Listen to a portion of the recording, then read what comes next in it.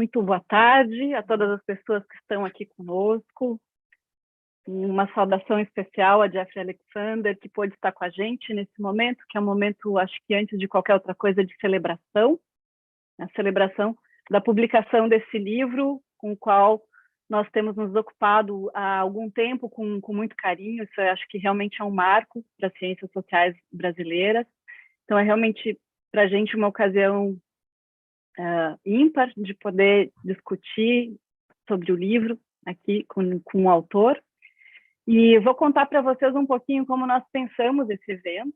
Nós vamos dividir o evento em duas partes. Uma primeira parte um pouco mais institucional, em que a gente vai falar um pouco sobre o livro, sobre a importância da presença da obra de Jeffrey Alexander aqui no contexto das ciências sociais brasileiras. E no segundo bloco, a gente vai ter um momento que é uma entrevista coletiva, uma roda de conversas, em que nós teremos a chance de conversar um pouco mais detalhadamente com o autor. Então, estão aqui com a gente hoje, vou apresentar por ordem das falas, o Paulo Niederli, que é o nosso novo coordenador de área da Sociologia na CAPES. Até já adianto que Paulo não vai poder ficar conosco o evento inteiro, porque justamente hoje é a atividade de nomeação dele enquanto novo coordenador. Também estão com a gente a Cíntia Hamlin, que é da Universidade Federal de Pernambuco e coordenadora do CP de Teoria Sociológica, da Sociedade Brasileira de Sociologia. A Simone Brito, da Universidade Federal da Paraíba, que coordena o GT de Teoria Social da ANPOX.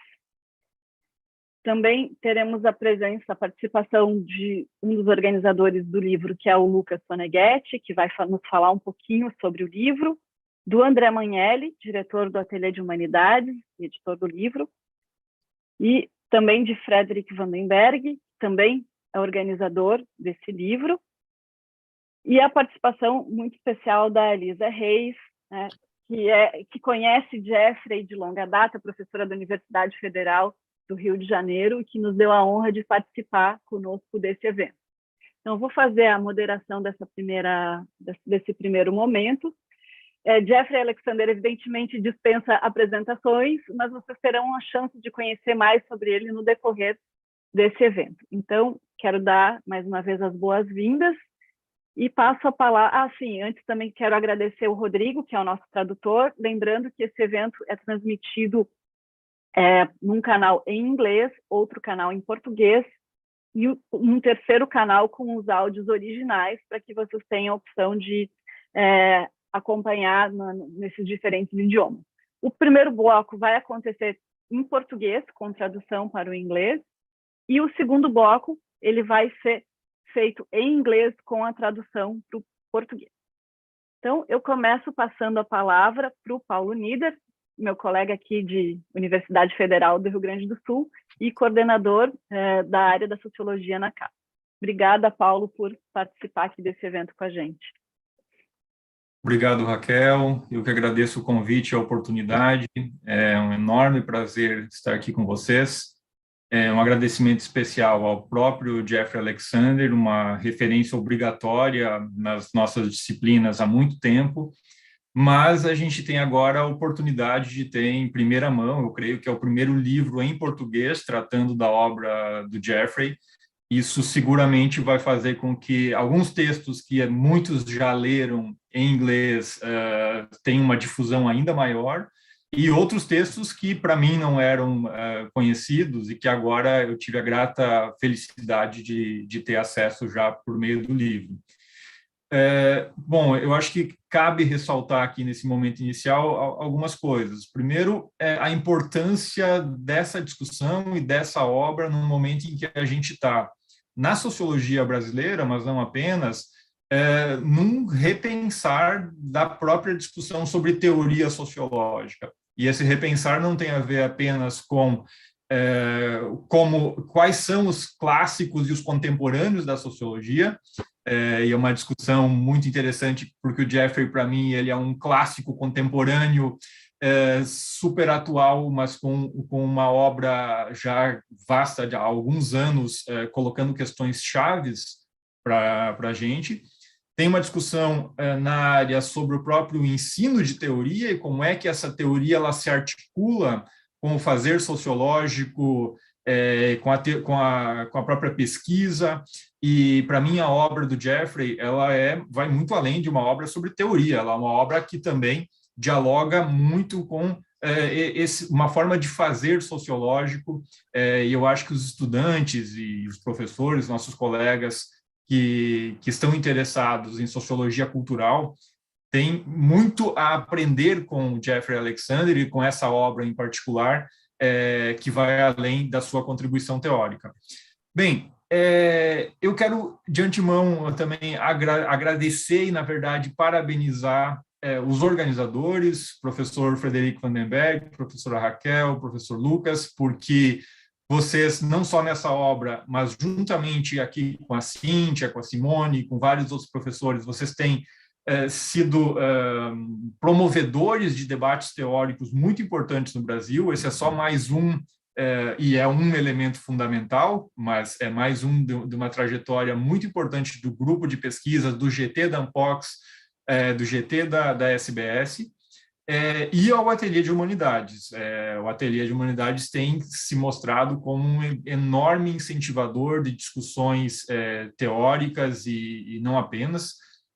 Acho que essa obra coroa esse trabalho de um grupo que, embora recente, hoje ele é um grupo reconhecido em todo o Brasil pelo que vem fazendo, sobretudo na área de teoria, mas não apenas. Desejo um enorme abraço a todos, que seja um ótimo evento, e parabéns novamente, muito grato, professor Jeffrey, por ter esse tempo para conversar conosco. Obrigada, Paulo. Vou passar agora, então, a palavra para a Cíntia, né, que coordena o CP de Teoria da SBS, ao lado do Emil Sobotka. E lembrando que esse evento ele é uma organização em parceria também com o CP de Teoria da Ampox e da SBS. Então, Cíntia, obrigada por estar aqui com a gente hoje.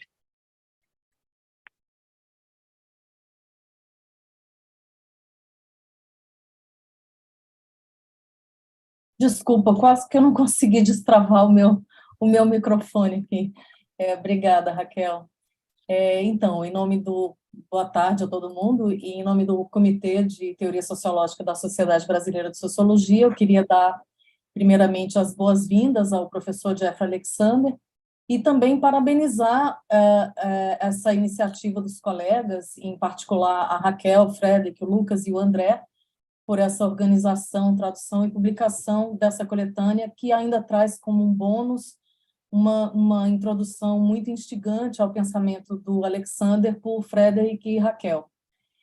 Como a Elisa Reis sugere na contracapa do volume, é um mistério que a obra do Alexander tenha permanecido tanto tempo sem tradução para o português, especialmente considerando, como o Paulo já disse, né, o impacto da obra dele na formação de estudantes de graduação e de pós-graduação em ciências sociais no Brasil inteiro, desde pelo menos a década de 80.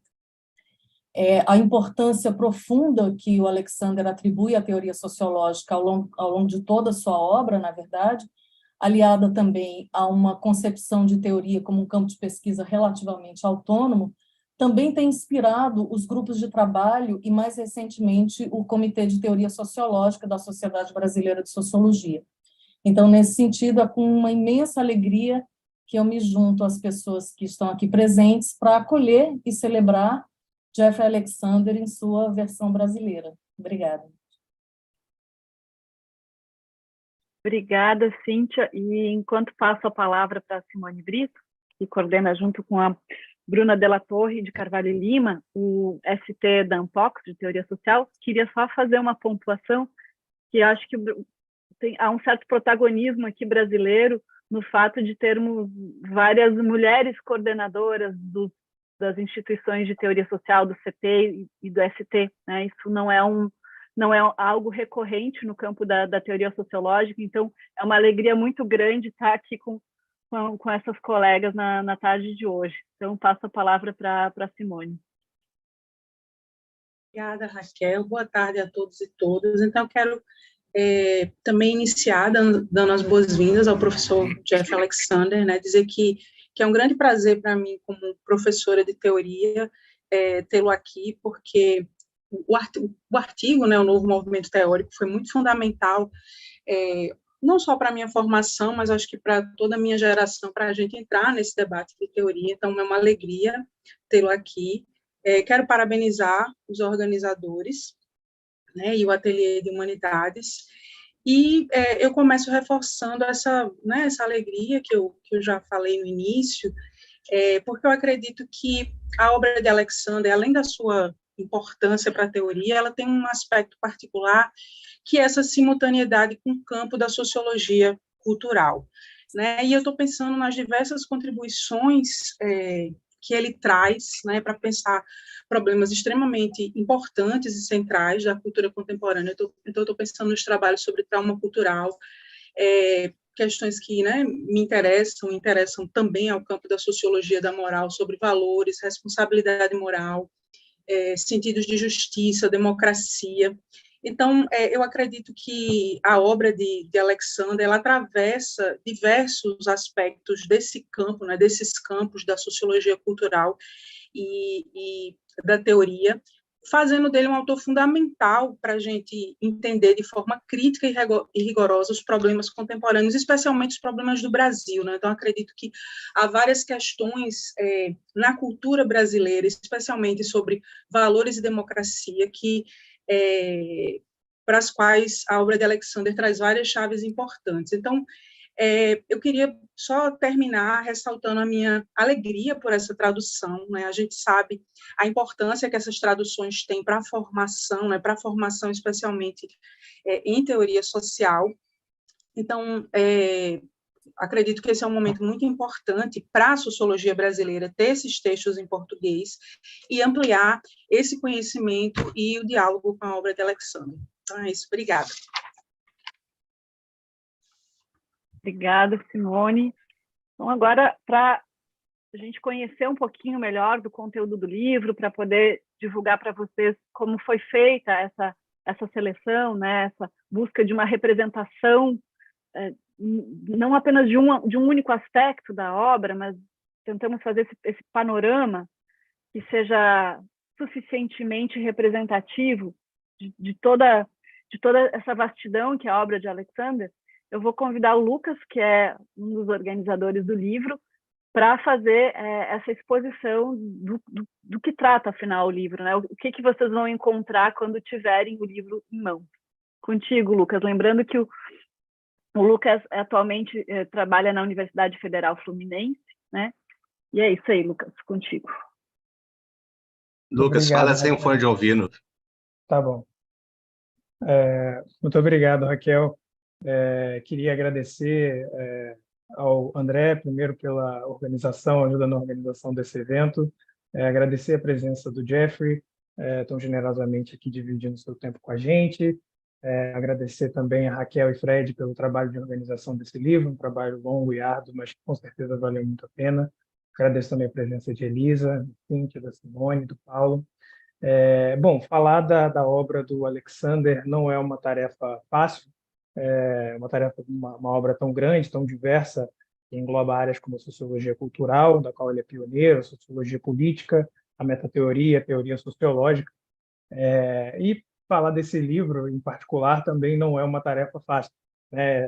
A gente tem aí o texto mais antigo, de 1987, e o mais recente, de 2018. Porém, o trabalho é feito muito mais fácil e é simplificado pela generosa e belíssima introdução de Raquel Weiss e Frederic Vandenberg, que abre o nosso livro, e também pelo trabalho árduo de revisão e editoração do nosso querido André Magnelli. Então, começando pelo começo, pela nossa introdução, eu acredito que ela em si já é uma contribuição extremamente relevante para a sociologia aqui no Brasil. Raquel e Fred, eles fazem uma apresentação bem completa e profunda da obra do Jeffrey, dividindo a trajetória dele em termos de 3 partes, né? Divisão trajetória cronológica, a parte da reconstrução metateórica dos clássicos de 1970 a 1980, a revisão do neofuncionalismo, 1980 até meados de 90, e depois a sociologia cultural, que é o programa de pesquisa que permanece forte e frutífero até hoje. E ainda elencam 4 campos de força temáticos né, na obra, que não necessariamente se dividem cronologicamente, mas se entrecruzam ao longo do percurso e também, de certa forma, estruturam esse nosso livro, né? Desses 4 campos, a gente elege 3 que vão formar as 3 seções do livro. A primeira, metateoria; a segunda, sociologia cultural e performance social; e a terceira, sociologia política da esfera civil. Nessa primeira sessão, a gente abre o livro com o texto que é Teoria, traduzido pelo Carlos Fabris. A gente encontra nesse texto, já um clássico também moderno da teoria social, a noção de contínuo científico, a partir da qual o Alexander vai elaborar a sua noção de sociologia pós-positivista. Numa leitura com o segundo capítulo, que conforma essa primeira unidade metateórica, a gente tem o novo movimento teórico, traduzido pelo Plínio Dentier, e também um texto já consagrado na sociologia brasileira. Na sociologia pós-positivista, que é apresentada nesses primeiros 2 capítulos, a gente vê que, para o projeto do Alexander, a teoria não é um mero ornamento que é colocado sobre dados concretos, nem é um mero instrumento a ser utilizado nas mãos de um técnico habilidoso. Na verdade, a ciência e a ciência sociológica se produz no contínuo entre um ambiente metafísico e um ambiente empírico, e por mais que nós apostemos na força do real, ou apostemos na força das reflexões e das ideias, a sociologia ela geralmente acaba caindo do lado da sobredeterminação teórica e da subdeterminação empírica, nos termos do Alexander. Isso porque os próprios fenômenos que a gente observa não são objeto de consenso, as próprias observações empíricas não são consensuais. Ainda nesse campo da metateoria que a gente vai encontrar as bases da própria sociologia cultural, que seria a nossa segunda unidade do livro.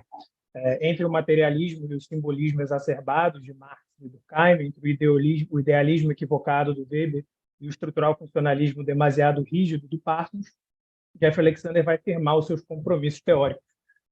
E esses seriam: a sociologia deve enfatizar a dimensão simbólica e moral da vida social, sem perder de vista seu caráter estruturado, nem a capacidade de agência e transformação dos atores sociais. Então, a gente começa a segunda sessão do livro, intitulada Sociologia Cultural e Performance Social, com o capítulo 3, Programa Forte em Sociologia Cultural, Elementos de uma Hermenêutica Estrutural, traduzido pelo Victor Alessandri, com a revisão técnica da nossa organizadora Raquel Weiss. Nesse texto, a gente vai encontrar as bases da sociologia cultural, que é até hoje praticada pelo autor, por diversos colaboradores ao redor do mundo, identificando uma lacuna nos chamados programas práticos da sociologia cultural da época. O texto foi escrito no final da década de 90, 98. O Alexander vai lançar o programa da sociologia cultural com base em 3 critérios. Primeiro, a autonomia da cultura enquanto variável forte diante das estruturas sociais, das instituições e das ações. Segundo critério, um método de descrição densa, que ele vai chamar de hermenêutica estrutural, que é inspirado em Riquet e em Geertz, mas é compromissado com a explicação da causalidade específica da cultura. Entender o que a cultura faz quando ela faz alguma coisa. E, por último, terceiro critério, um estudo dos mecanismos de transmissão da cultura, sem ignorar as estruturas sociais e as instituições. A hermenêutica estrutural, então, retrata a sociedade não como um jogo de discursos interessados, nem como uma teia de significados que envolve tanto os atores a ponto de amarrá-los, mas como uma espécie de narrativa cujo desenlace não é conhecido e nem dado de antemão. No capítulo 4, a gente tem aí uma virada decisiva na sociologia cultural, um ensaio Pragmática Cultural, a performance social entre ritual e estratégia, traduzido por Gabriel Peters. Nesse capítulo, o programa da sociologia cultural dá um passo decisivo incorporando a noção de performance. Então, entre a rigidez do ritual e o cinismo da estratégia, a gente encontra a virada performativa. Ao performar, Alexander argumenta, os atores organizados buscam a fusão, isto é, a junção do pano de fundo simbólico estruturado, das audiências, dos atores e dos roteiros. Essa fusão ela se torna cada vez mais desafiadora diante da diferenciação funcional da modernidade. Daí, então, o trabalho da sociologia cultural de rastrear, entender e ler, compreender essas performances coletivas em busca de fusão. Nessa fusão, o que acontece, né, o que ocorre é uma mudança nos códigos, né, o que leva um grupo, um trauma, um evento, uma identidade do lado do profano para o sagrado, do indigno para o digno, do invisível para o visível. Em jogo, então, sociologia cultural é o estudo das estruturas de significado profundas da vida social em ação e em performance. Fechando essa segunda sessão, a gente tem o capítulo Consciência Icônica, o sentimento material do significado, traduzido por Thales Speroni e Bettina de Oliveira. Aí, na iconicidade, a pragmática cultural encontra matéria. Né? A consciência icônica, como definida pelo Alexander, é esse fenômeno que ocorre quando uma matéria esteticamente elaborada evoca sentido e preenche, por assim dizer, um dado significado.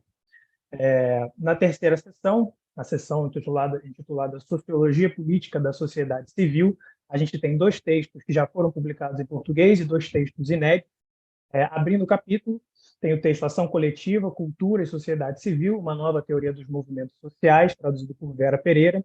Aqui o Alexander vai sistematizar a literatura dos movimentos sociais e dialogar com Alan Touraine para procurar uma revitalização desse campo. Para essa revitalização, o elemento-chave é a sociedade civil, ou a esfera civil, que vai se tornar o norte da reflexão da sociologia cultural e política de Alexander nos últimos anos. Esse espaço moral e político emerge da diferenciação funcional das sociedades modernas e, ao mesmo tempo, de certa forma, o coloca sobre risco. A esfera civil ela permanece relevante contra e a despeito das distorções estruturais trazidas pela própria modernidade, porque ela se revela como a base e o horizonte dos atores mobilizados coletivamente. Esse tema da sociedade civil é elaborado no capítulo 7, a Sociedade Civil Global, traduzido pelo Rodrigo Cantu, e no capítulo 8, Progressistas/Reacionários, a crise da solidariedade e ameaças às instituições cívicas, traduzido por Abia Martins. No capítulo da Sociedade Civil Global, a universalidade dessa sociologia cultural da esfera civil é testada, é colocada em discussão, enquanto no segundo ela é aplicada numa análise empírica das instituições cívicas nos Estados Unidos pós-Trump. Nesses 2 ensaios, nessa última sessão do livro, o Alexander traz indicações muito importantes para o entendimento da emergência da extrema-direita no mundo hoje, demonstrando aí engajamento crítico e rigor analítico em igual medida. Por fim, para fechar o livro, a gente tem o capítulo Em Defesa da Democracia na América Latina, também inédito no Brasil, traduzido por Rômulo Leles e escrito por Alexander em parceria com Carlo Tognato. Aqui, mais uma vez, a universalidade e a globalidade da esfera civil é testada e tensionada em relação ao contexto latino-americano. Aqui, Alexander e Tognato escrevem contra as interpretações negativas da democracia na América Latina, que insistem em defini-la como resultado de um déficit, de uma incompletude quase patológica. Né? Esse tema é antigo nas ciências humanas e sociais brasileiras e ele ganha aqui uma nova roupagem pela sociologia cultural da esfera civil. Como se fechando um círculo, então, esse último capítulo demonstra já o projeto enunciado desde o primeiro, de uma teoria sociológica conceitualmente rigorosa e elaborada, com implicações críticas e normativas, e interessada na compreensão da realidade social em sua diversidade empírica. Se eu encerro a minha fala, é um grande prazer estar aqui. Obrigada, pessoal, por essa compreensão. Vamos seguir aqui. Então, a gente segue com o André Magnelli, que, como diretor do Ateliê de Humanidades e editor do selo Ateliê de Humanidades, vai nos contar um pouquinho sobre a parte também prática do livro, né? Como se faz para adquirir o livro, contar um pouquinho para a gente desse processo todo. André, contigo a palavra. Olá, pessoal, boa tarde. Vou falar muito rapidamente, não quero tomar o tempo. Como editor do Ateliê de Humanidades Editorial, uma editora que tem apenas 3 anos, e, felizmente, eu vejo como uma consequência desse trabalho, né, até na fala que foi feita anteriormente, um certo reconhecimento por um compromisso pelo trabalho bem feito e por nossos valores editoriais. Né? Mesmo tendo pouco tempo dentro do mercado editorial brasileiro, a gente tem, na nossa instituição em rede de livro estudo e pesquisa Ateliê de Humanidades, um braço editorial que é o Ateliê de Humanidades Editorial, que acaba, pela própria dinamismo da rede, levando à publicação de autores e obras absolutamente fundamentais no contexto contemporâneo. Né? Creio que, nesse sentido, este livro que está aqui em minhas mãos, que está em pré-lançamento, nós estamos fazendo agora esse debate hoje, Sociologia Cultural, essa aqui é a minha versão de prova, ele é uma consolidação desse trabalho, publicando, como já foi dito aqui, o trabalho dos maiores sociólogos internacionais, norte-americanos, também, vivo, dentro do contexto contemporâneo, e que não tinha ainda alcançado uma publicação à altura de sua importância, da sua obra e do seu pensamento. Ainda que tivesse um impacto muito grande no âmbito do pensamento sociológico brasileiro, e ainda que Jeffrey tivesse uma relação com o Brasil, infelizmente não tinha tido ainda a sua obra publicada. Então, Sociologia Cultural, Teoria, Performance, Política, faz esse movimento, mostrando bem, digamos, o dinamismo de rede e fazendo um trabalho comprometido com a missão editorial, né, do Ateliê de Humanidades e também, obviamente, da nossa rede. Se antes já estávamos fazendo a publicação na Biblioteca do Pensamento Político da obra de Pierre Rosanvallon, que é um dos principais, se não o principal pensador da democracia no âmbito da articulação entre teoria democrática e história do político, agora temos a felicidade também de estar a publicar um dos nossos maiores sociólogos contemporâneos, Jeffrey Alexander. Felizmente, é um sentimento de um trabalho sendo cumprido, e ainda com muito a se fazer. Espero que seja apenas a primeira obra de outras de Jeffrey sendo publicadas em português pelo Ateliê de Humanidades Editorial. Última observação, mais operacional, tá? Só se publicam livros com relevância, desde que eles sejam lidos e apropriados pelo público leitor, debatidos, recebidos e, obviamente, comprados. Então, acesse o site do Ateliê de Humanidades Editorial, do Ateliê de Humanidades para adquiri-lo. Vocês podem adquirir também na Amazon e, adquirindo o livro, vocês começam a recebê-lo, os livros começam a ser enviados a partir do dia 3 de janeiro. Você também pode se tornar sócio-leitor do Ateliê de Humanidades, do Clube Ateliê. É só visitar o Ateliê de Humanidades na Catarse para receber todo mês um livro do Ateliê de Humanidades ou de parceiros, editoras parceiras, aderindo até o dia 5 de janeiro, vocês estarão recebendo Jeffrey Alexander, o Sociologia Cultural, nesse mês de janeiro, e depois, no mês de fevereiro, tem também um lançamento do Ateliê de Humanidades, que é Democracia e Verdade, uma breve história de Sofia Rosenfeld, um belo livro, que vai ser o livro de fevereiro. Tá? Só então acessar o Ateliê de Humanidades na Catarse e aderir ao plano sócio-leitor. É isso.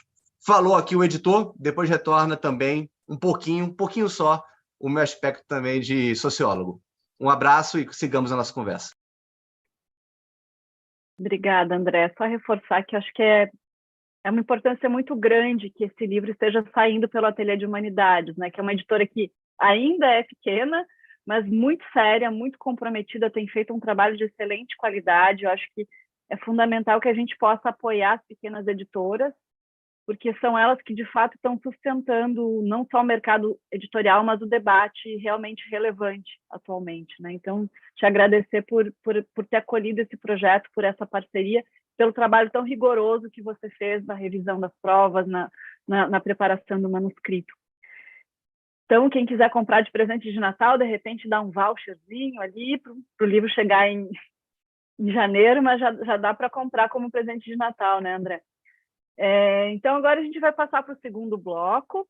Aqui vai ser, como eu disse, nós vamos migrar para o inglês. Eu começo passando a palavra para o Frederic Vandenberg, que também é professor da Universidade Federal do Rio de Janeiro, um dos organizadores desse livro, referência na área de teoria, não só no Brasil, mas internacionalmente, querido colega, amigo, que vai fazer essa passagem, então, para o segundo momento do nosso dia. Obrigado, Raquel. E, de fato, agora a gente vai mudar e passar do português para o inglês. So, I apologize to our... Então, eu peço desculpas aos nossos falantes de português, mas nessa segunda parte vai ser muito mais conversacional, e nós vamos conversar com Jeffrey Alexander para ter essa entrevista coletiva. E quando você para pensar nessa entrevista, o Zoom é uma coisa incrível, não é? Eu lembro que durante a pandemia, todos estávamos sofrendo com o fato de que a gente não conseguia ter esse tipo de conversa pessoalmente, e a gente estava com diferenças de 15 graus de temperatura e ainda conversando pelo Zoom. Isso é incrível. Então, por isso, eu também gostaria de agradecer o Jeffrey por estar aqui hoje e por aceitar esse desafio. Eu também gostaria de agradecer o ateliê, porque a importância não é só a publicação do livro, mas, em particular, a promoção desse livro, como também a discussão do livro. E o ateliê tem feito isso pelos últimos anos, e é isso que, de fato, torna um livro vivo, são as discussões e os debates sobre esses livros, e como também o apoio a essa obra. Então, eu vou fazer uma pequena apresentação para o Lucas, e eu estou olhando aqui, eu estou trabalhando para o Educas há 30 anos, e 40 anos dentro desse departamento. Eu vou fazer só um panorama geral. A primeira parte, que é também oficial, uma vez que o Jeffrey Alexander é um dos nomes mais importantes dessa disciplina, o que é interessante e o que é surpreendente para o Jeffrey é que a primeira fase do trabalho dele em teorias sociais, metateorias e a interpretação dos clássicos, é nesse quesito que foi assim que esse livro foi recebido aqui no Brasil. Com um novo movimento teórico, foi publicado no Brasil, em português, antes de ter sido lançado em inglês. E esse texto se tornou um clássico. Eu acredito que a sociologia cultural foi recebido parcialmente, e a sociedade civil foi recebida parcialmente também com as interpretações atuais. Então, houve uma resistência, houveram artigos de resistência também, mas quando eu disse que a gente teria uma entrevista coletiva aqui, você disse, bom, me surpreenda. A gente ficou bem surpreendidos quando nós vimos todas as questões que emergiram sobre essas questões teóricas em particular. Então, perguntas teóricas sobre o campo da teoria social, como também a situação da sociologia cultural, e dentro dessa teoria da sociologia cultural, e é isso que nós vamos tentar fazer aqui juntos. Eu também gostaria de agradecer mais uma vez os tradutores, todo mundo que esteve envolvido no processo de tradução desses textos, porque, de fato, nós fizemos isso com muito entusiasmo, e esse livro já estava pronto em 2019, mas por várias razões, que nós não precisamos entrar em detalhe, porque nós não temos muito tempo, ele foi publicado mais tarde. Então, quero agradecer a cada um dos tradutores que trabalhou com a gente por todo esse tempo. Então, Carlos Fambris, Vitor Alessandri, Gabriel Petris, Dani Speroni, Vitinho Assemantic, Ávia Martins, Bruno Leires. Todos vocês vão receber o livro como uma mostra da nossa gratidão nas semanas a vir. Fazer uma pergunta a Elisa, porque quando disse que este texto é um novo movimento teórico que está em todos os cursos de teoria, e qualquer teórico ou qualquer teórica no Brasil que se respeita conhece este texto. Você poderia contar um pouco essa história deste texto, porque eu acho que, na verdade, é você que trouxe e o texto e o Jeffrey para o Brasil. Fala em português ainda? Eu acho que sim. Tá. Bom, na verdade, eu não conhecia o Jeff quando um ex-aluno dele, na UCLA, sugeriu que a gente o convidasse para a reunião anual da Unpox, que naquele ano, excepcionalmente, foi em Campos do Jordão, e não onde costumava ser. E eu fui escalada para comentar, eu e o Sérgio Miceli. E tivemos um diálogo muito interessante com o Jeff desde então, e como eu ensinava cursos de teoria no IUPEG na época, né? E os meus alunos gostaram muito do artigo também, e houve como que isso foi publicado na Revista Brasileira de Estudos Sociais, né, revista da Unpox. Eu acho que que era mais atraente para o público brasileiro era ter um mapa tão completo da sociologia pós-parsoniana, que a gente, cada instituição conhecia um lado da sociologia contemporânea daquele período, né? Então, o que o Jeff nos deu muito generosamente foi uma visão panorâmica do que era a sociologia pós-parsoniana. Eu acho que isso explica muito do sucesso que o artigo teve desde então. Nós agora vamos passar para perguntas e respostas. Em primeiro lugar, eu gostaria de passar a palavra ao Frederic. Frederic, a palavra é sua. Então, o seu texto, o novo movimento teórico, que foi publicado dentro dessa teoria sociológica no Brasil, foi escrito em 1988. A minha pergunta para você é a seguinte: o que aconteceu com esse movimento? Você teve que reescrever esse artigo. Se você reescrevesse, o que você diria? Então, parece que essas linhas antigas ainda são relevantes. Que tipo de estruturas que o campo da teoria social contemporânea são relevantes? Você ainda considera esse debate teórico como fundamental e central nessa teoria? Ou você diria que a metateoria e a teoria social simplesmente desapareceram? E se você gostaria de teorizar, vá aos estudos, vá à pesquisa, e é ali que você vai encontrar a teoria de sociologia cultural, e que não faz parte da teoria sociológica, como também da metateoria. Então, como você responderia a essas perguntas?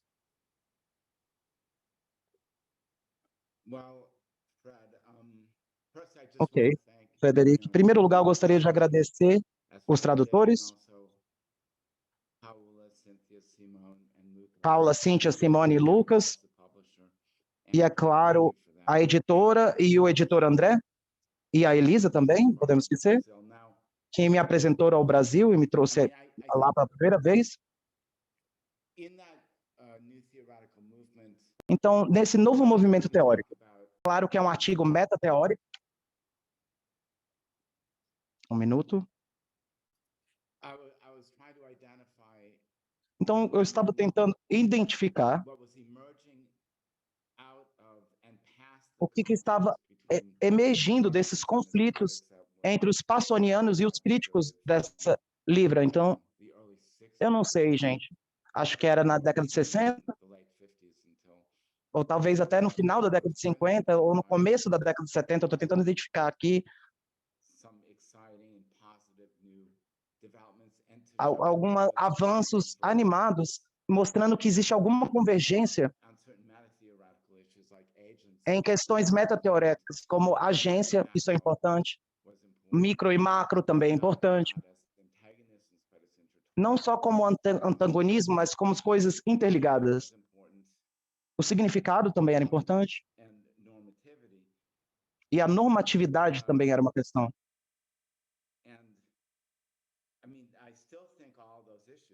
Até hoje, eu acho que todas as questões, ele está reformulando. É claro que isso não terminou naquele período, mas era como uma coisa que estava andando para trás, ou regredindo. Então, indicava uma mudança. Ao final dos anos 80, esse período da teoria sociológica, que se estendeu desde do pós-Segunda Guerra, estava ali ainda. Mas eu não acho que muitas pessoas perceberam que o conflito com a teoria de fronteiras, com a microteoria, com a macroteoria, essas eram as ocupações da minha carreira na época, dos anos 70 e durante os anos 80 também. E tudo isso passou, tudo isso terminou.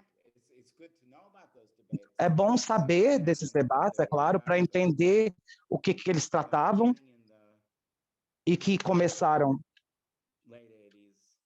no final dos anos 80, com certeza no início dos 90, essas não eram as questões que preocupam, essas questões não preocupam as pessoas mais. Mas,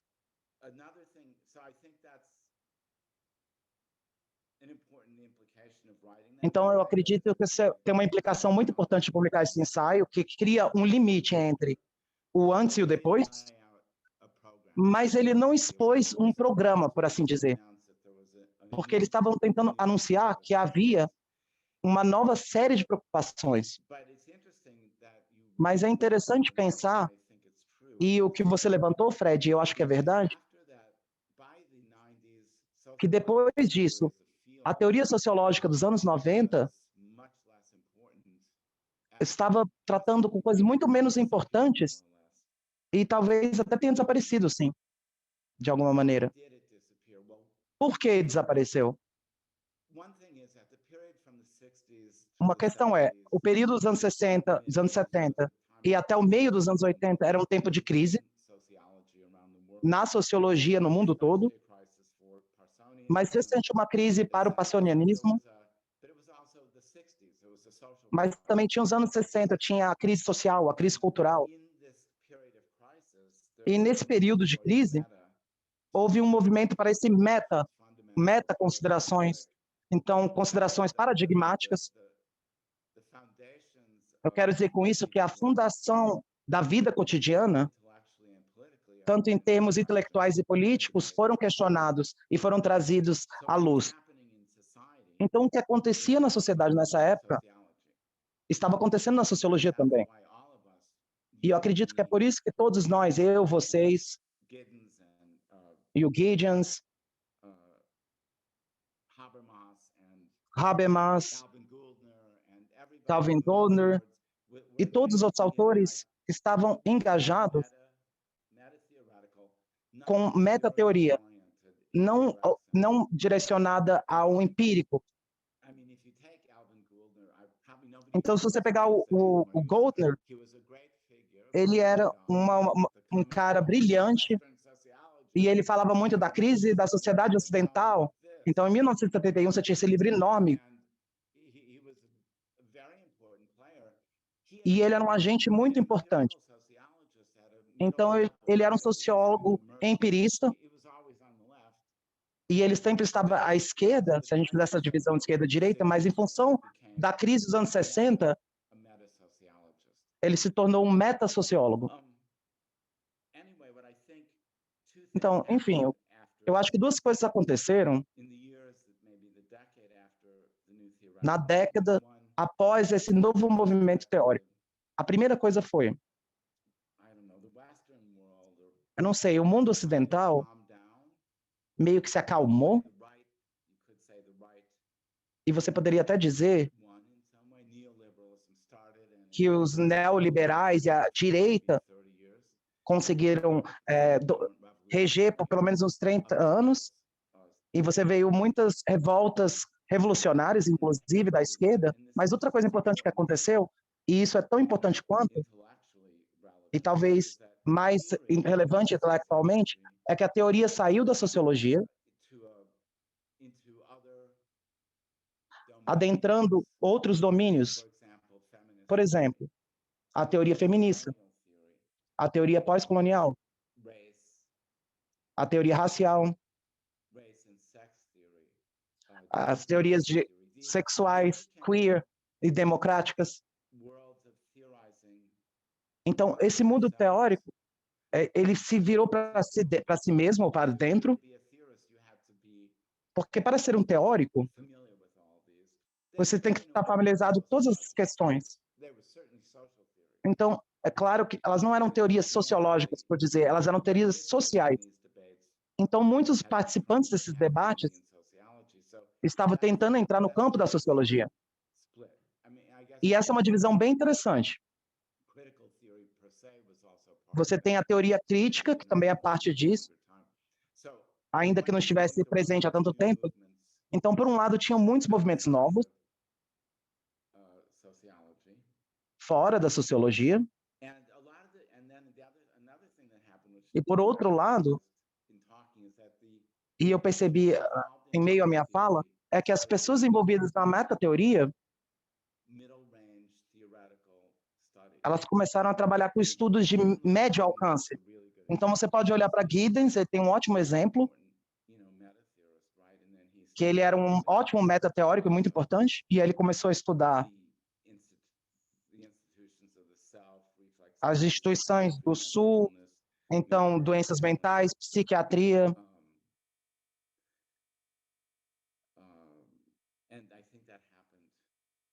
E eu acredito que isso também aconteceu comigo. Eu acredito que eu também fiz essa mudança de modelos de ação social, ao invés de ter modelos teóricos.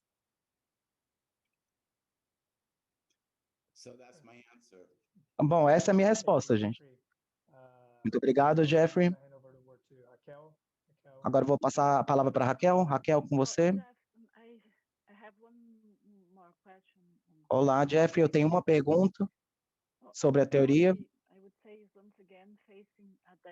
A sociologia está passando por um período de crise e, apesar dessa fragmentação e dessa falta de relevância, uma das questões é o papel que os clássicos desempenham. Então, da posição positivista bem conhecida até as críticas decoloniais e pós-humanistas, existe essa forte conexão com os autores do nosso passado e essas são severamente criticadas. Para aqueles que tentam demonstrar a relevância dos clássicos, o seu artigo Por que ler os clássicos permanece uma referência obrigatória nesse debate. Se a gente levar o seu argumento a sério, de que os clássicos desempenham um papel de desempenhar um consenso operacional, como você enxerga as reivindicações contemporâneas da renovação do cânone, ao incluir mulheres ou autores de diferentes cosmologias? Mudar o cânone poderia mudar radicalmente a nossa imaginação coletiva sobre aquilo que a sociologia deveria ser? Ou de forma mais simples, qual é a sua opinião sobre esse debate corrente sobre a ampliação do cânone e o estabelecimento dos novos clássicos? Bom, essa é uma pergunta muito difícil, Raquel.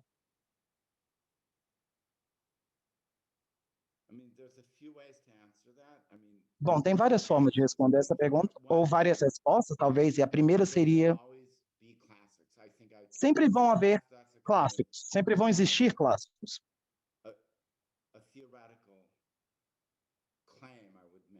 Então, essa é uma reivindicação teórica, eu diria, e no artigo que você se refere, eu argumentei que tem que haver clássicos, mas isso não quer dizer que esses clássicos são aqueles que eu e você ligam ou gostam. E a razão pela qual nós temos que ter clássicos é a seguinte: qual é a relação da linguagem com o discurso, em lato sensu? Ou seja, a sociedade precisa de uma representação? E eu diria que sim, ela precisa. Ou seja, o clássico, ele é um símbolo generalizado, genérico, de um tipo sagrado, que condensa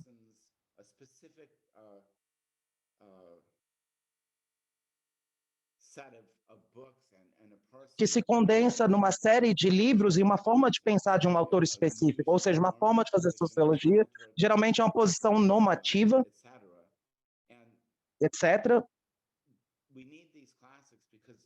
Mas por que nós precisamos desse clássico?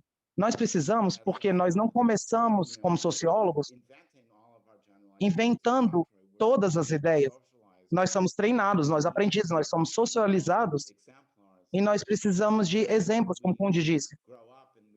Então, à medida que nós crescemos, nós não inventamos a língua portuguesa ou a língua inglesa. Nós usamos ela e, com sorte, nós aprendemos a usar de forma crítica ou de forma criativa também. Ou seja, nós inventamos coisas na língua. Então, os clássicos, de alguma maneira, são basicamente aquilo que são ensinados para nós. E nós sempre vamos precisar dessas referências. Mais do que isso, é uma forma eficiente de debater questões teóricas simples. Por exemplo, o papel da cultura, o papel dos clássicos, o papel da dominação, ou a natureza da dominação, sem que com isso a gente tenha que definir tudo isso de uma forma muito abstrata. Ou seja, ao invés de dizer o que é um clássico, a gente poderia dizer o que o Marx quis dizer, o que Marx disse, ou esse tipo de pergunta. E eu acho que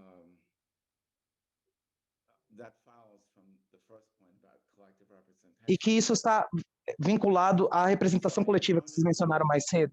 Então, eu não concordaria, ele está reformulando, eu não concordo com o argumento que diz nós não precisamos mais de clássicos, eu não concordo. O argumento que eu faria e que seria interessante é mudar o status dos clássicos que nós temos.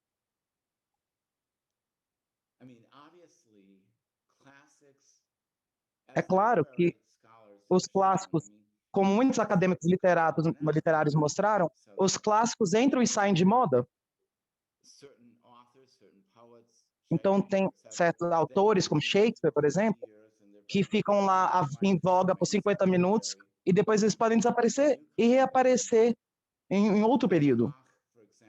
Então, Bach, por exemplo, não era considerado um dos maiores compositores da história até que ele foi redescoberto por Henderson no início do século XX. E aí que ele se tornou esse compositor clássico reconhecido. Então, os clássicos mudam e eles deveriam mudar. E é claro que a interpretação de por que o trabalho de alguém é ou não um clássico também muda. Então, todos nós sabemos disso, e trabalhamos com a interpretação de Durkheim. Então, como o Marx interpretava autores precedentes, ou seja, uma teoria da comodificação, não a teoria dos conflitos de classes, ou seja, tem uma diferença, é um mundo inteiro de diferença. Mas o debate que me preocupa e que eu acho interessante é esse ataque aos clássicos, por uma perspectiva que, por exemplo, racial, na teoria pós-colonial, como também gênero. E essa é uma crítica diferente. Por quê? Porque essa diz que uma obra, ou uma obra clássica, pode ser desafiada,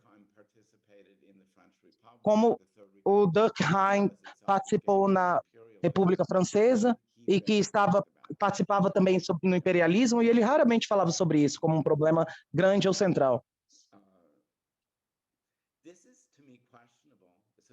Ou seja, para mim, isso é uma forma questionável, talvez, de dizer não é uma boa base para descartar a importância dos clássicos. É uma boa forma de criticar esse trabalho e de demonstrar essa cegueira incrível, ou os pontos cegos, no início, meio e final do século XX.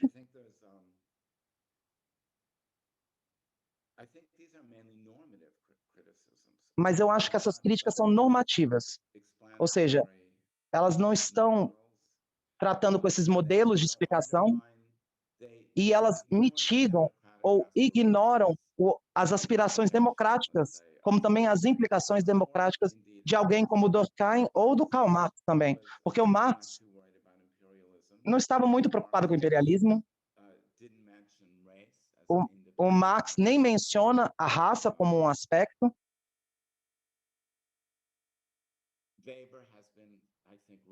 O Weber foi muito criticado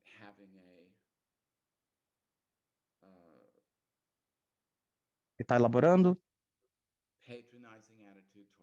Ele foi classificado como tendo uma atitude condescendente em relação aos judeus.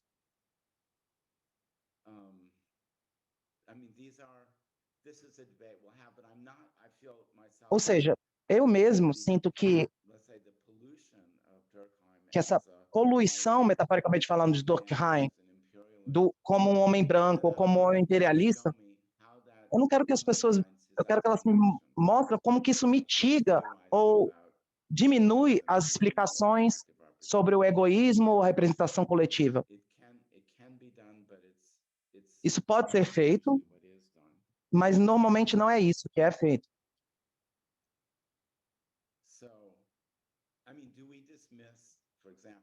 Ou seja, nós devemos descartar o socialismo como uma ideia, uma vez que, na prática, o socialismo nunca mencionou raça ou nunca mencionou religião,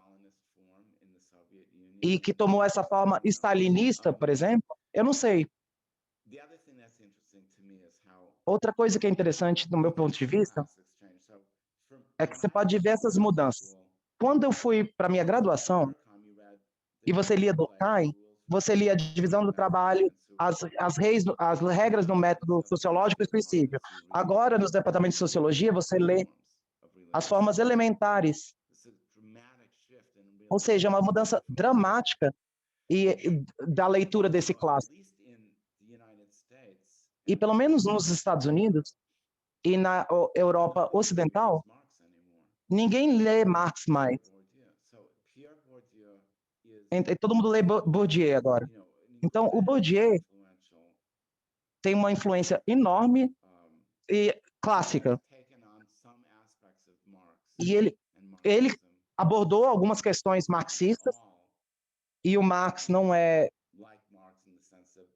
Ele não parece muito com Marx no sentido de que... Eu poderia falar por horas sobre isso, mas...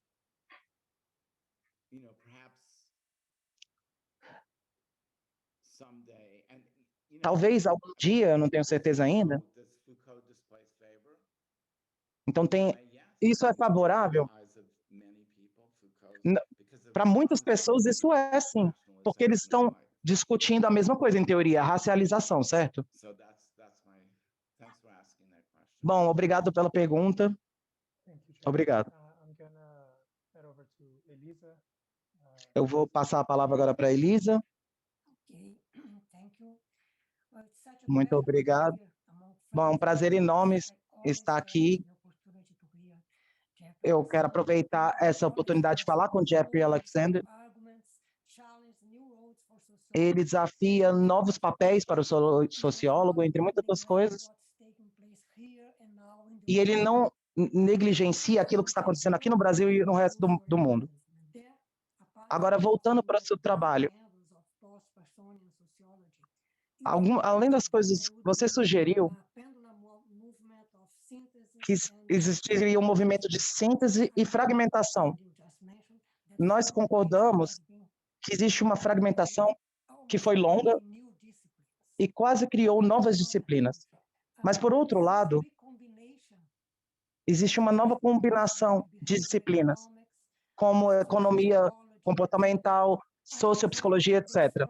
Eu observei que esse programa de sociologia cultural oferece uma síntese que junta filosofia, antropologia, estudos literários e sociologia. Você consideraria que a sociologia cultural é, de alguma forma, uma síntese, no sentido de que ela está passando por limites transdisciplinares? Bom, eu nunca pensei dessa forma. Eu nunca pensei isso em termos de que, relacionando isso ao novo movimento teórico, mas agora que você mencionou, eu acho que o meu interesse sempre esteve na síntese, na metateoria, como o livro de lectures do Tony. Então, essa tentativa desesperançosa de descrever uma síntese neofuncionalismo do macro e do micro, do racional, do não racional, etc., numa visão neopassoniana ou pós-passoniana. Então, sim, a sociologia cultural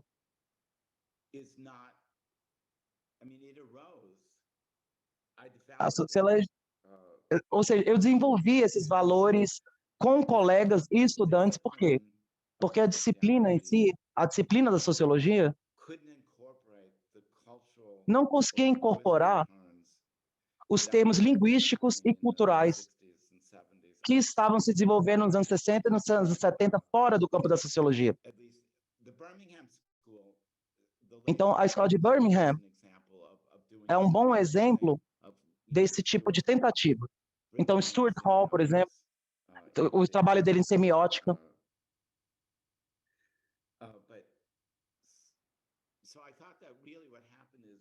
Então, eu acho que o que aconteceu de fato... Só um minuto.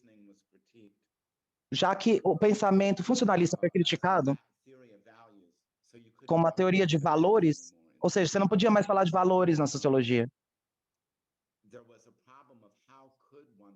Havia esse problema de como você pode falar sobre o significado coletivamente. E para fazer isso, eu passei para a antropologia simbólica. Por exemplo, Clifford Geertz, Mary Douglas, Jeffrey Dahmer, Marshall Salas. Eu lembro a primeira vez que eu fui ao Brasil, em 86, e eu descobri, eu fui apresentado, na verdade, para alguns antropólogos culturais brasileiros.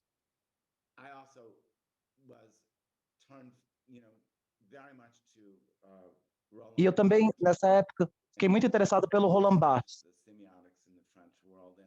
e a semiótica do mundo francês. E, além disso,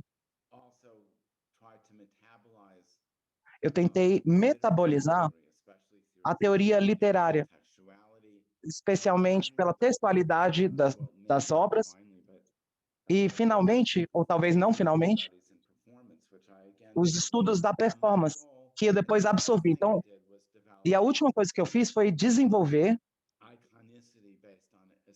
a iconicidade baseada na estética.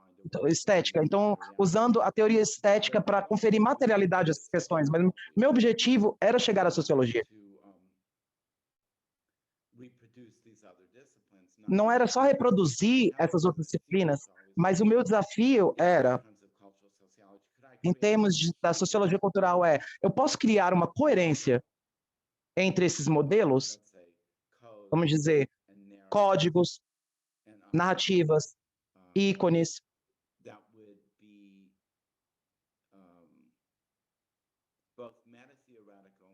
que seriam metateóricos e, ao mesmo tempo, um modelo de médio alcance ou de médio prazo. Ou seja, é um trabalho de síntese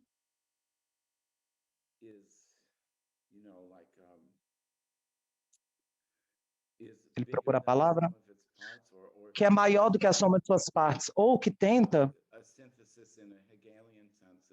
uma síntese no sentido hegeliano, que passa da tese da antítese. Muito obrigado, Jeff. Nós aqui queremos fazer uma pergunta sobre sociologia cultural. A gente quer falar do papel das emoções e sentimentos, já que você abriu esse espaço para falar sobre isso com a teoria da performance e a estética. Então, eu gostaria de ouvir um pouquinho sobre isso. Existe um papel das emoções na sociologia cultural, como também na esfera civil? Bom, eu tenho pensado muito sobre essa pergunta nos últimos anos, e eu acredito que a resposta curta seria... Eu sempre me surpreende quando as pessoas dizem o seguinte, que não havia esse tipo de movimento na sociologia cultural e que você tinha que ir para uma sociologia das emoções. E isso não faz sentido para mim, porque do jeito que eu vejo a questão, pelo menos a sociologia cultural que eu desenvolvi é sobre emoções. Mas a gente acredita que emoções são gatilhadas ou têm gatilhos e têm padrões de significado. E as emoções diretas se baseiam nesses para serem expressas, ou seja, elas evocam as emoções. Então, é uma linguagem ou uma língua das emoções. Então, a gente precisa discutir raiva, tristeza, etc. Sacralidade também, amor, deferência. Dito isso, essa seria a diferença entre sociologia cultural e sociologia cognitiva. E também a diferença entre sociologia cultural e semiótica. Porque semiótica, ou tinha bases cognitivas, quase como uma máquina que processa dados. Mas, por meio do trabalho do Dr. Durkheim e com as noções que ele apresenta no trabalho dele, eu acredito que as emoções fazem parte disso. Mas, de qualquer maneira, a sociologia das emoções lida com as emoções como se elas fossem objetos que estão ali no mundo sozinhas. E aí, atores sociais projetam essas emoções e as pessoas reagem às emoções como se fossem objetos também. Mas isso não é verdade. As emoções estão sempre incorporadas nas histórias, em códigos binários e em símbolos. Então, eu não estaria confortável dizendo isso. Então, tem um bom exemplo aqui de um arquétipo das emoções, da sociologia das emoções, mas ela age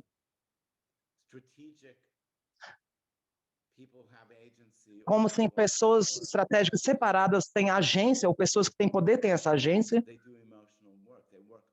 para fazer esse trabalho emocional, ou para desenvolver suas próprias emoções. E eu não acho que é bem assim que funciona. Tendo dito tudo isso, eu acho que precisamos de muito mais trabalho para elaborar essa questão das emoções na sociologia cultural. Por quê? Porque há uma profundidade considerável que precisa ser explorada, e eu acho que a gente tem que incorporar esse tipo de ideias, e eu não vejo as pessoas fazendo isso com frequência. Muito obrigado, Jeffrey. Agora eu vou passar a palavra para o André. Thanks, Lucas. Hi, Jeffrey. Muito obrigado, Lucas. Oi, Jeffrey. I would like to make a connection between your Eu gostaria de studies fazer uma of conexão entre social os seus estudos performance de with performance those social of the civil sphere and democracy. com aqueles da In esfera a civil e original democracia. update of Durkheim, you go Numa beyond the oppositions atualização between original do structuralism, Durkheim, você vai hermeneutics, além and das pragmatism. oposições entre o The result estruturalismo e is o a pragmatismo. systematized O analysis resultado of performative é uma análise processes, failures and sistematizada or dos processos successes, infusing e dos and sucessos, diffusing the public in complex societies. levando Here I o público a come analisar to the connection as with sociedades politics. complexas. Então, aqui eu Recently, faço uma conexão com we a política. have been put to the Recentemente, test nós fomos by the colocados century ao of teste, ao posto populism, à prova, a term pela ascensão do populismo. by Pierre Rosanvallon, Termo por which Pierre we have Rosanvallon, also published here in Atelier de que nós Humanidades Editorial. publicamos aqui no Ateliê de Populists Humanidades have a Editoriais. way of fusing the public E ele tem and uma forma organizing de a certain envolver o collective público action e organizar called uma ação the coletiva, polarization between the sacred and the como profane. também a In this polarização movement, entre o sagrado we e o easily profano. Nesse enter a movimento, process of nós entramos self-destruction of facilmente num processo democracies. de In order to autodestruição da reconcile democracia. your empirical Você investigation reconcilia with a sua your investigação normative empírica perspective, com I would sua like to perspectiva hear you normativa. on Eu gostaria one de ouvir point. de você How is it sobre possible uma in questão. our democracies, Como é que é complex possível no nosso, democracies, to nas generate nossas a collective democracias action that does gerar not ações operate coletivas a populist polarization fusion, que não operam that essa typifies the process of popularização representation and popularizada tends to destroy the e que democratic também tenta destruir mediations. In other terms, as mediações democráticas, to ou seja, put em outras you palavras, in dialogue with Rosanvallon, para is it colocar você possible em to diálogo com mobilize o Avalon. politically É possível while fazer uma recognizing the mobilização política, ao complexity mesmo of tempo democracy? How reconhecendo can a complexidade dessa one do democracia? this? Como que alguém poderia fazê-lo? You mute, Jeffrey. Bom, não é uma coisa fácil de se fazer. A primeira coisa que eu diria sobre esse assunto é o seguinte: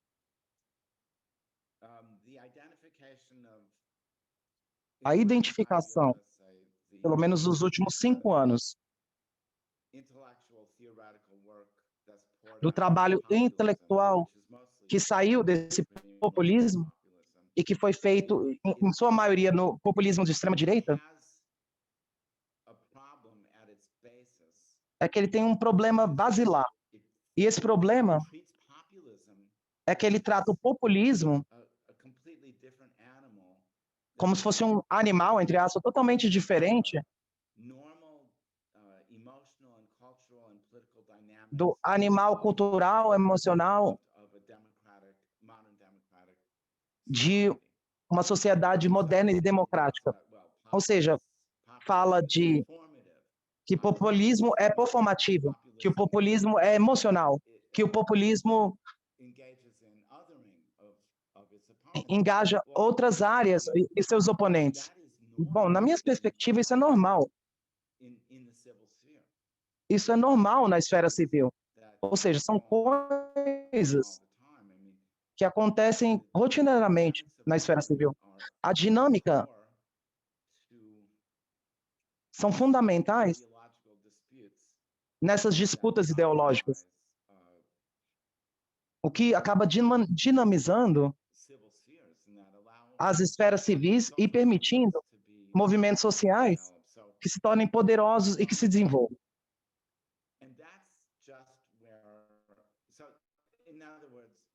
Ou seja, em outras palavras, a direita e a esquerda, eles poluem uns aos outros, eles purificam uns aos outros também. Eles performam e eles simbolizam. Ou seja, eles não são racionais.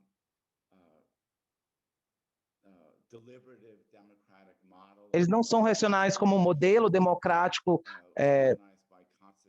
que foi organizado pelo constitucionalismo e por lei. Eles também não são um discurso livre ou uma comunidade de discursos no sentido de Habermas. Mas é exatamente aí que você chega no problema. Como que você pode diferenciar ou distinguir um populismo de esquerda ou um populismo de direita? Ou seja, um extremo populismo e com essa dinâmica saudável. Uma dinâmica saudável de uma sociedade, de uma esfera civil complexa e democrática. Isso é bem desafiador. Eu tentei fazer isso no começo e no final do livro, que foi traduzido, inclusive. E, recentemente, eu escrevi um artigo introdutório chamado Populismo na Esfera Civil, traduzido literalmente. Então, para mim, uma forma de elaborar essa questão seria a seguinte: em termos da distinção bem conhecido de agonismo contra antagonismo. Ou seja, que existem certas regras do jogo que são seguidas. Então, se você está numa partida de boxe, as pessoas tentam se matar, certo? Com sorte, eles não matam, mas isso faz parte do jogo. E eles voltam para aquele canto ali do ringue, depois de 3 minutos. E eles ainda seguem e obedecem ao juiz, ao árbitro. Ou seja, essas são as regras do jogo. E isso é uma forma tradicional de se pensar. Mas a gente poderia ir além disso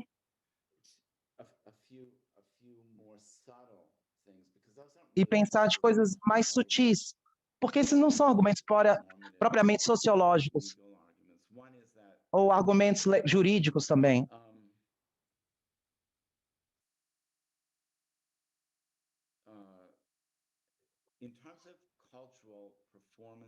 Em termos de performances culturais,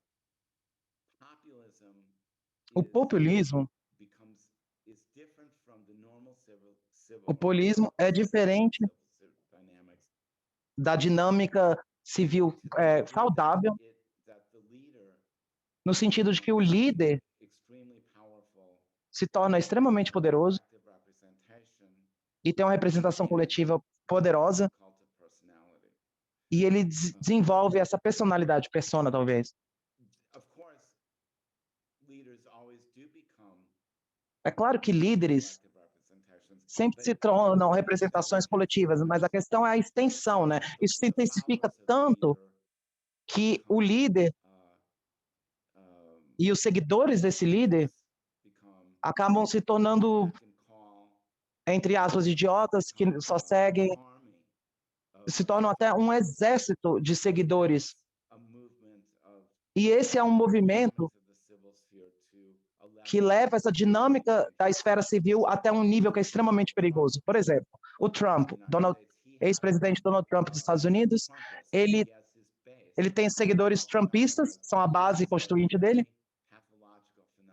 e esse é um fenômeno super patológico. Por quê? Porque ele converge a política em silos armados e campos armados também. É importante também perceber que isso é bem dinâmico, esse campo é dinâmico, performativo, mas a questão é até que nível esse movimento se engaja nisso? Será que eles querem suprimir a autonomia das instituições comunicadoras e reguladoras? E no meu artigo que eu publiquei recentemente, eu argumentei que esse é o ponto-chave para entender ou para distinguir entre movimentos saudáveis de direita e de esquerda, como também movimentos perigosos, populistas, antidemocráticos.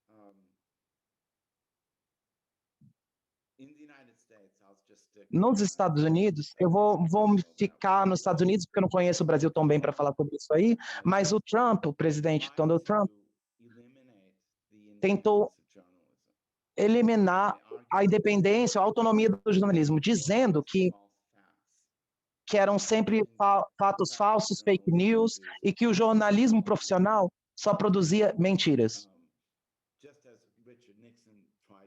Como o Richard Nixon fez, o ex-presidente Richard Nixon também tentou fazer ao eliminar o jornal Washington Post.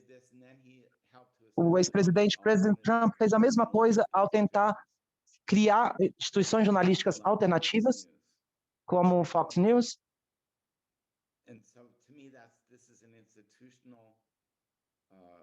E isso, para mim, é um problema institucional sério, ou severo. E as agências reguladoras também estão implodindo, de forma que a esfera civil está regulando o Estado. De tal maneira que a instituição é corrompida, e é disso que nós estamos falando, certo? Quando nós estamos falando que alguém foi derrotado e aceita ou não o resultado da eleição. Ou seja, não é por causa desse discurso performativo e desse discurso altamente emocional e apaixonado. É que no fim da eleição, essa pessoa vai sair do cargo. Isso é fundamental, isso é crítico. Como também a autonomia dos tribunais. Isso também é fundamental. E o ex-presidente Donald Trump achava que ele poderia nomear juízes. Ele nomeou milhares de juízes, que era o direito dele, ok? Isso foi provado pelo Senado americano, mas depois ele pensou que esses juízes estavam sob controle dele. E eles não estavam. Mesmo juízes conservadores pensavam que tinham uma autonomia e iam contra ele. E claro que o Trump também tentou roubar a eleição em 2020. Então, eu diria que o papel da presidência também é crítico, mas eu não vou falar muito sobre isso agora. Muito obrigado, Jeffrey. Nós estamos acabando o tempo aqui para as perguntas e as respostas. Então, agora eu vou passar a palavra para a Raquel, para o Frederick. Se vocês tiverem alguma pergunta para o Jeffrey na esfera civil ou algo relato. Talvez Raquel. O que vocês acham, gente?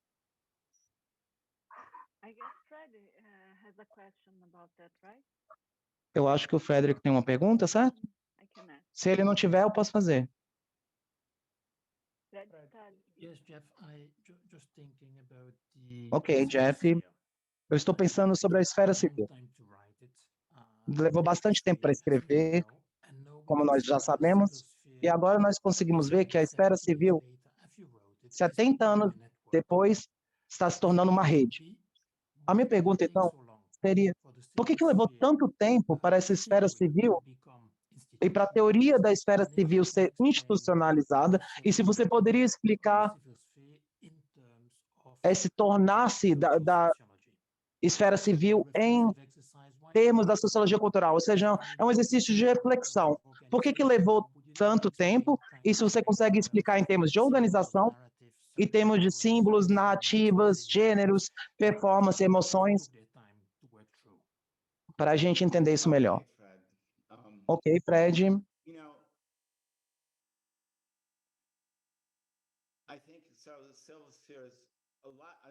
Bom, tem muitos artigos publicados sobre a esfera civil, e isso acabaram se tornando capítulos nos anos 90. E aí a esfera civil, a teoria finalizada foi publicada em 2006.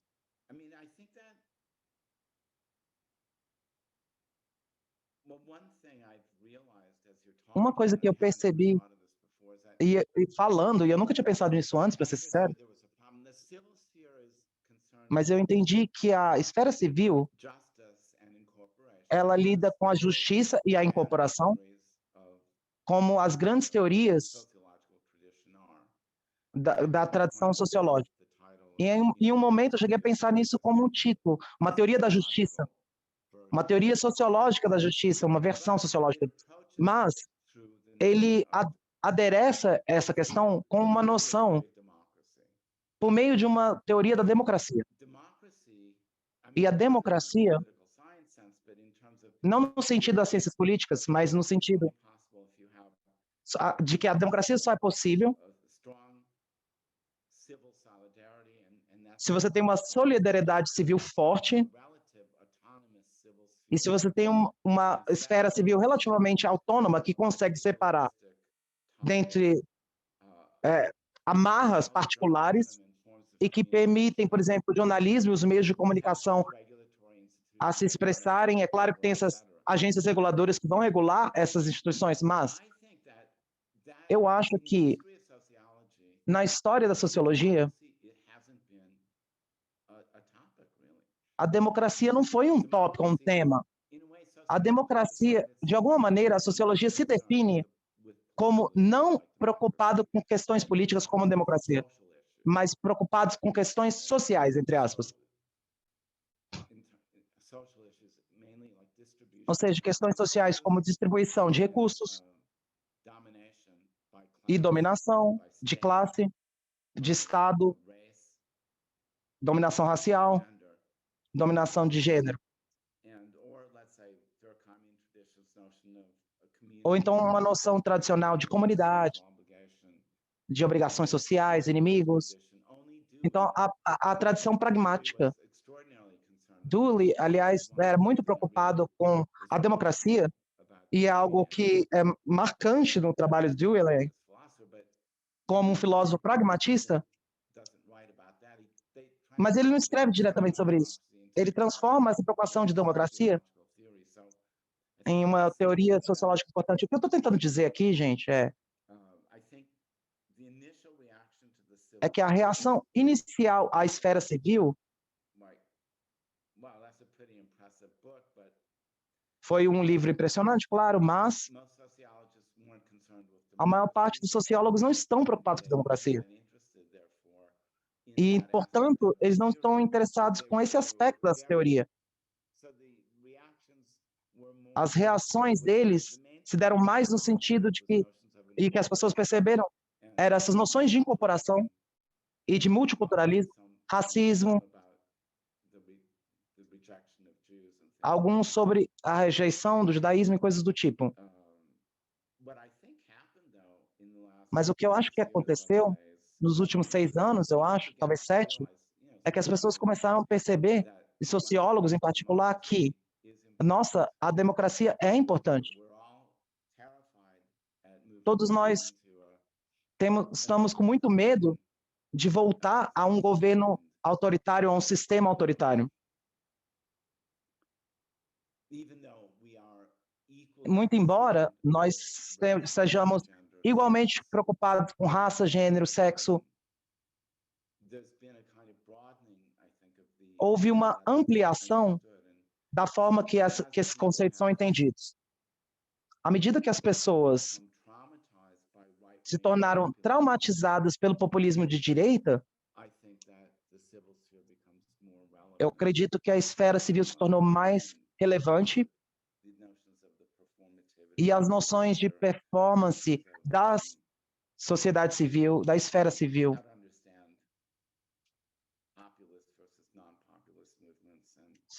acabou dividindo esse movimentos populistas ou não populistas. Como também a crítica inicial da esfera civil era só uma teoria americana, então focado no Ocidente. Algumas pessoas da teoria pós-colonial falaram isso, mas eu trabalho muito tentando fazer uma contra-argumentação, eu tento falar com pessoas fora desse Ocidente ou fora desse Norte global, para que a gente possa elaborar essa riqueza de teorias, de possibilidades, pensando que a esfera civil não é ocidental ou não é americana por si só. Ela não tem uma nacionalidade, ela não tem origem. Ela é inerente a qualquer boa sociedade, uma sociedade justa, e eu quero demonstrar trabalhando com sociólogos no leste asiático, na América Latina, na Escandinávia, e mais recentemente no Canadá e na Índia, para tentar demonstrar isso que eu acabei de dizer. E eu acho que esses esforços foram bem-sucedidos, mostrando a qualidade dessa teoria. Muito obrigado, Jeffrey. Raquel, a palavra é sua.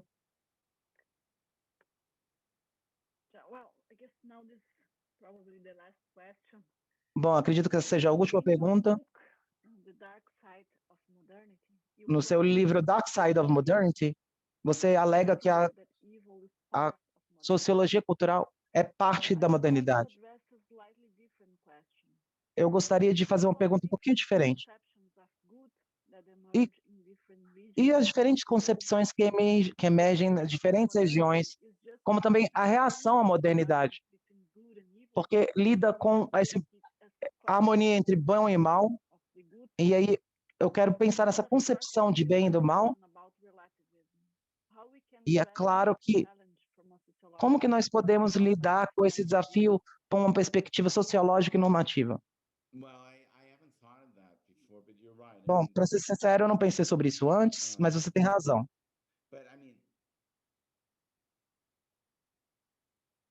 Eu não estou recebendo o som. Voltou, um minuto. O conflito entre bem e mal, ou seja, fazer o mal enfatiza o bom. Esse seria o meu argumento. Ou seja, as sociedades, elas produzem noções poderosas de escuridão, poluição, por um lado, para que, com isso, eles têm que fazer isso, as sociedades têm que fazer isso, para que eles consigam encontrar de uma forma relacional ou simbiótica, ou até numa narrativa, o que é o bem. E eu argumento que a sociologia cultural, eu acredito até que a cultura seja organizada entre esses binômios bem e mal, por exemplo. E o problema com a forma com a qual a cultura foi adereçada à sociologia anteriormente é que sempre eram teorias que definiam esse bem. Você está sugerindo aqui que existe um conflito, certo? Ou teorias diferentes desse bem. E isso é verdade. Uma noção mais liberal, uma noção comunitária, talvez.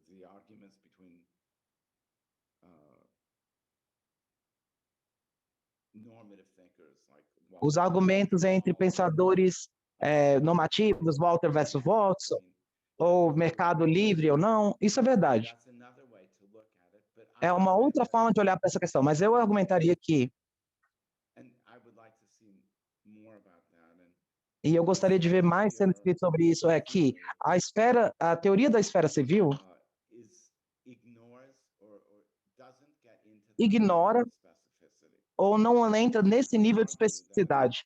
Ou seja, eu argumentaria que houve um grande debate nos últimos 60, 80 anos nos Estados Unidos. O que é ser americano? O que foi uma ideologia revolucionária nos Estados Unidos, quando os Estados Unidos foi fundado, nos seus primeiros anos, e também como os debates entre liberalismo, de um lado, e republicanismo, do outro lado. Esse também tem um debate gráfico histórico. Então, também tem a questão do protestantismo. Bom, enfim. Mas eu acho que essa questão do bem versus o mal também poderia ser traduzido como bem e mal mesmo. Ou seja, uma teoria liberal. O liberal torna o republicano em mal. Então, teorias políticas sociais, os conservadores consideram os liberais mal. Então, eles acham que os liberais mitigam a solidariedade da República e a comunidade republicana.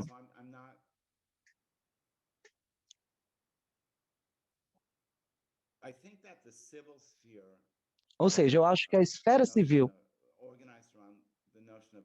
uma noção que é organizada ao redor dessa solidariedade cívica, ela poderia ser articulada em diferentes regiões e diferentes contextos históricos por diferentes entendimentos específicos do que é um bem cívico. Por exemplo, na França, não existe uma tradição liberal muito grande, na verdade ela é pequena. A esfera civil é definida de uma forma republicana. É muito difícil encontrar uma esfera civil na França, por exemplo, que é definida liberal. Então, o Durkheim, se a gente for dizer, ele não é liberal nesse sentido. Existiam poucas pessoas que são liberais, como Toffel, que era uma mistura dos dois, mas ele ficou isolado na França, porque nos Estados Unidos é bem diferente da França. O liberalismo é poderoso, tem uma tradição poderosa, mas o jeito que o liberalismo é praticado é muitas vezes praticado de forma republicana, e essa pode ser a diferença entre esquerda e direita. Eu não sei se era isso exatamente que você estava perguntando. Obrigado, Jeff. Já que estamos acabando o tempo, eu vou sugerir agora que o Frederick faça uma pergunta. E depois eu gostaria que todos que estiverem presentes possam fazer suas considerações finais e se despedir, se assim quiserem. Frederick, a palavra é sua.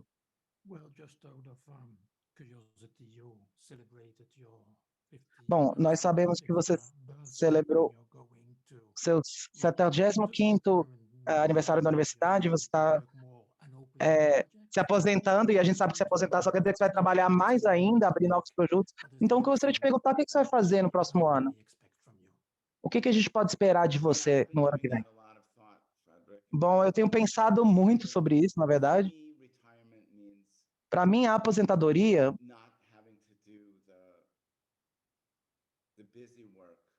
significa que eu não vou ter que fazer aquele trabalho braçal de professor, que tem reuniões demais. Eu sempre fui um homem muito dedicado à instituição, então eu participo das reuniões institucionais, as reuniões de departamento. E nos Estados Unidos, você tem que fazer bastante, você tem que dar muita aula no programa de graduação. Além disso, isso demanda muito tempo, né? Eu fico pensando quantos mais anos eu tenho para fazer meu trabalho criativo.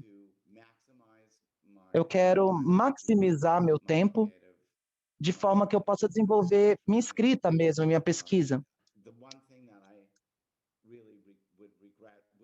A única coisa que eu me arrependeria é que eu não vou poder supervisionar mais gerações de alunos de doutorado.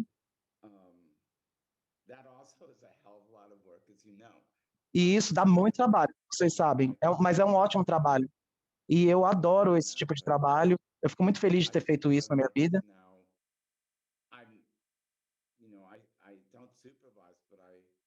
Eu não supervisiono mais, ou oriento, mas eu trabalho com pessoas mais novas ao redor do mundo todo, e eu troco correspondências com esses alunos. Então, eu vou sair um pouco desse papel de orientador, embora eu ainda faça um pouco aqui no Centro da Sociologia Cultural, na Primavera, e eu tenho a permissão de continuar e de estar nos comitês de alunos como um professor emérito. Eu só não posso ser coordenador direto. Agora, eu estou passando por um período de tentar transformar meus artigos mais icônicos no livro. Isso quer dizer que eu estou tentando desenvolver muitos novos capítulos. Eu acabei de terminar um capítulo sobre como a natureza se tornou icônica no último verão, e eu estou quase acabando um capítulo sobre arquitetura, e eu também tenho um capítulo sobre capitalismo icônico e política icônica.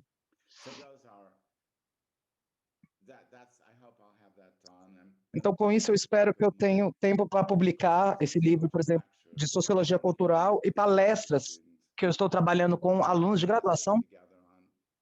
Nós vamos trabalhar juntos e aí a gente vai dividir isso em partes. E o outro projeto que eu tenho e que eu gostaria de poder fazer seria escrever sobre a esfera civil global.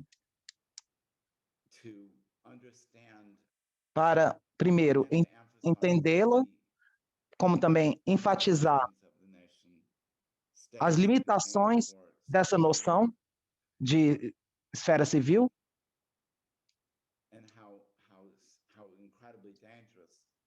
e como isso pode ser perigoso. Esse terreno é um terreno perigoso, porque, obviamente, essa é a razão pela qual nós temos guerras nas sociedades modernas. Então, nos anos 60, e eu era um ativista anti-guerra do Vietnã, eu nunca perdi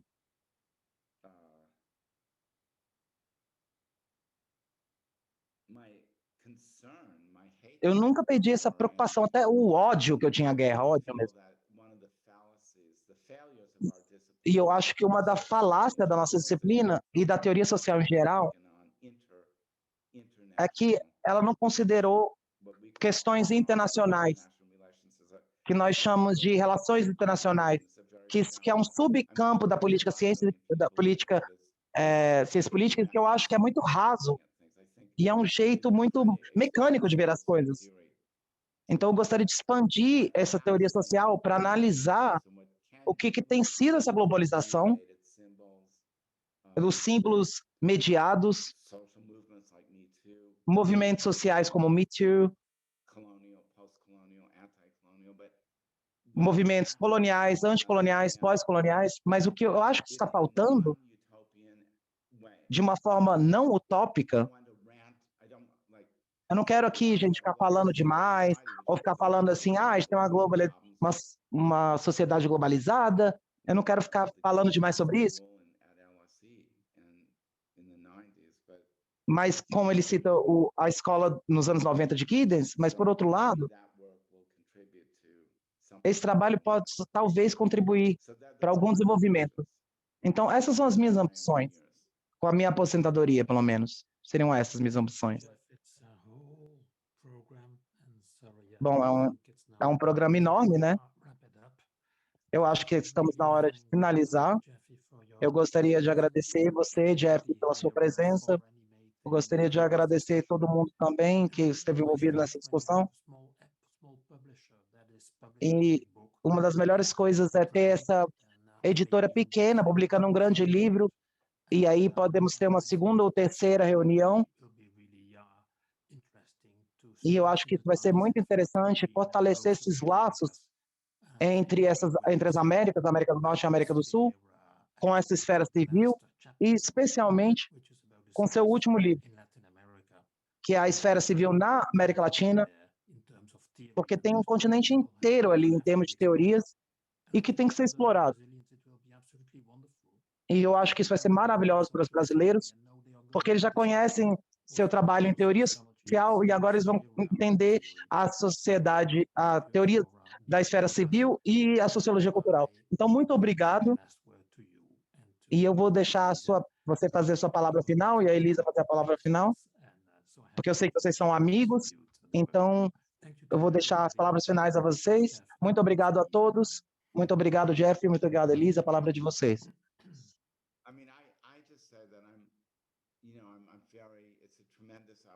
Bom, como eu disse, essa é uma oportunidade tremenda para mim de ter meu livro traduzido para o português do Brasil, porque o Brasil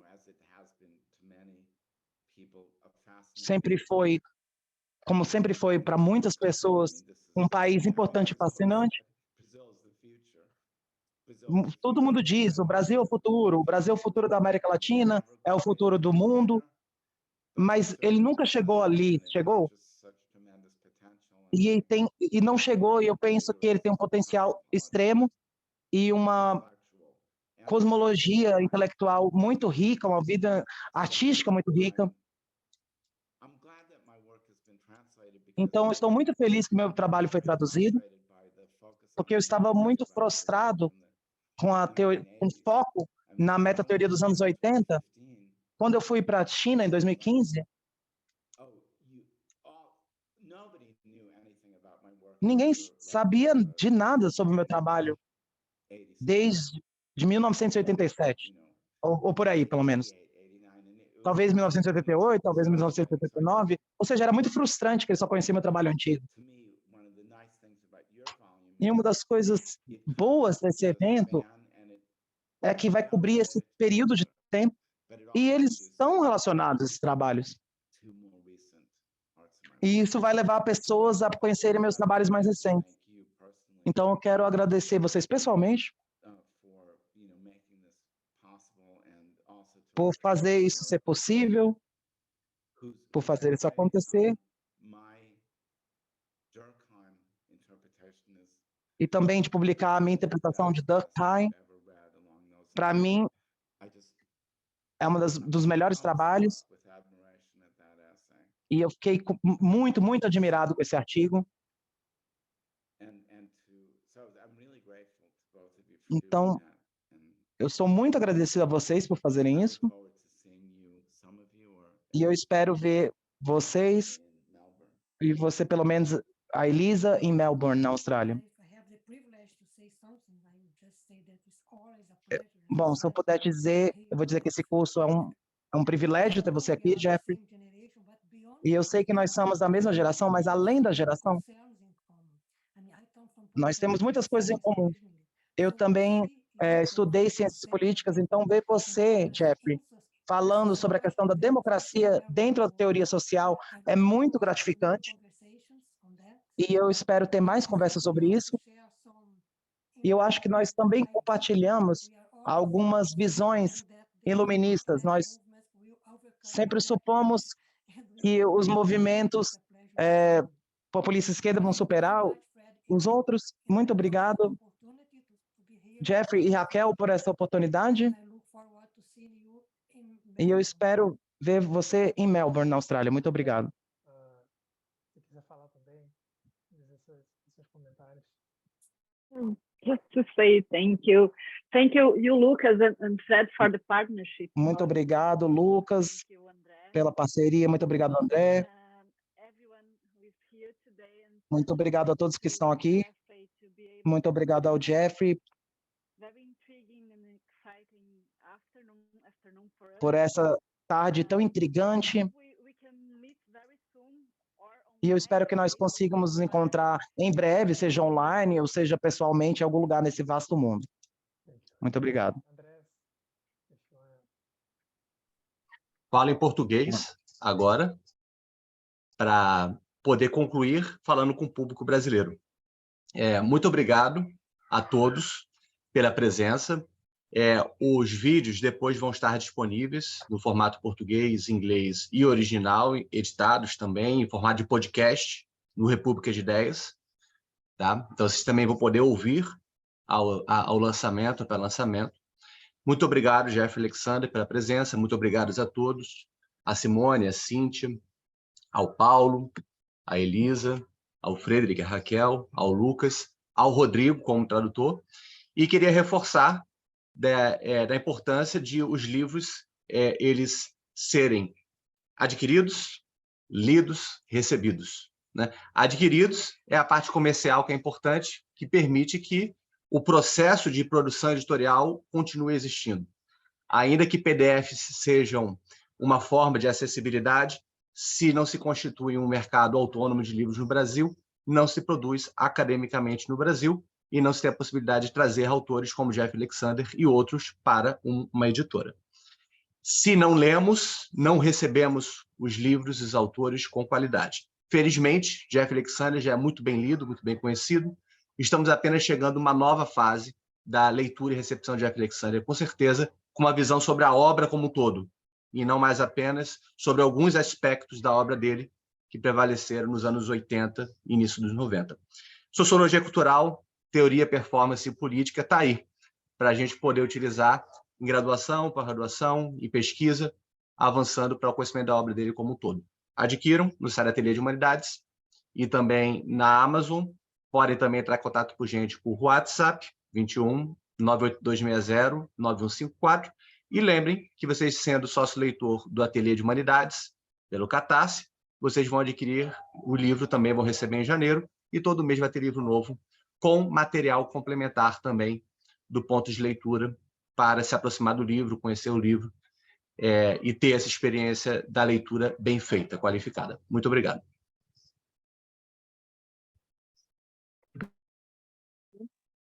Tchau, gente. Thanks, everyone. Obrigada. Bye. Bye, bye.